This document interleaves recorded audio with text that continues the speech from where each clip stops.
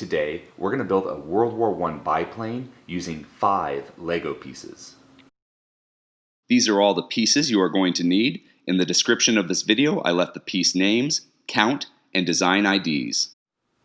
First, we're going to get this 1x2 hinge plate with the locking finger in the back. And this front stud will be the front of our plane. And what we're going to do is we're going to get a 1x1x1x1 bracket plate. And we're going to put that on the front stud facing forward.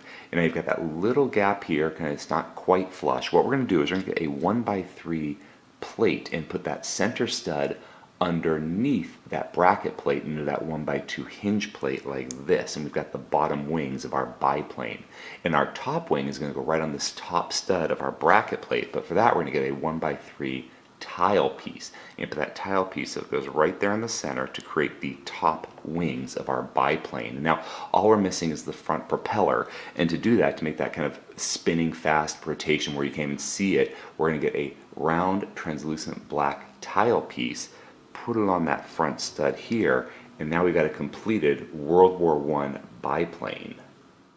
If you enjoyed this video, please subscribe or check out some of our other videos. Until next time, let's keep building together.